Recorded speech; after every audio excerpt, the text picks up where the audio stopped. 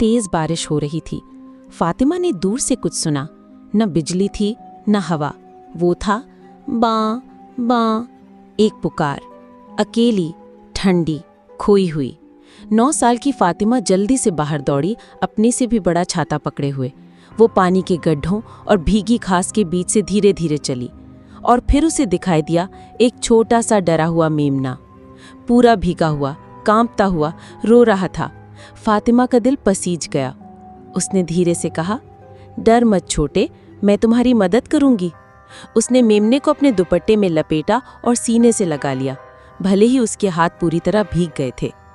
घर पहुंचकर उसने मेमने को प्यार से सुखाया, दूध गर्म किया और उसे एक नाम भी दिया, नूरी। नूरी उसकी गोद में सिमट गया, अब पूरी तरह शांत था। माँ ने हैरानी से पूछा, एक मेमना फातिमा?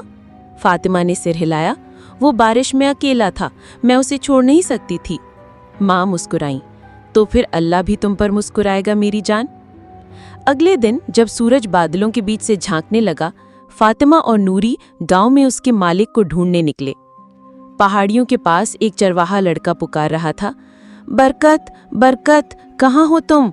फातिमा उसके पास भागी। क्या ये तुम्हारा मेमना है? लड़का चौंक गया। हाँ, यही है बरकत। मेमना खुशी से मिमियाया और उसकी गोद में कूद पड़ा।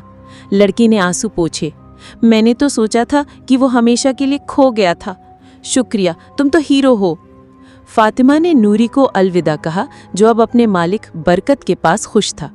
उसी शाम जब वो अपनी सुस्त बिल्ली के पास बैठकर कुरान पढ़ रही थी तो खुद ही मुस्कुरा दी। हमारे प्यारे नबी मोहम्मद सल्लल्लाहु अलैहि वसल्लम ने फरमाया, जो अल्लाह की मखलूक पर रहम करता है वो खुद पर रहम करता है। फातिमा ने हमें दिखाया, दयालुता जोर से नहीं होती, दयालुता को तालियों की ज़रूरत नहीं होती, दयालुता बस होती है। इसलिए याद रखो, किसी जानवर के लिए किया गया छोटा सा नेक काम भी अल्लाह की नज़रों में बहुत बड़ा हो सकता है। दयालु बनो, नरम दिल बनो, फातिमा जैसे बनो।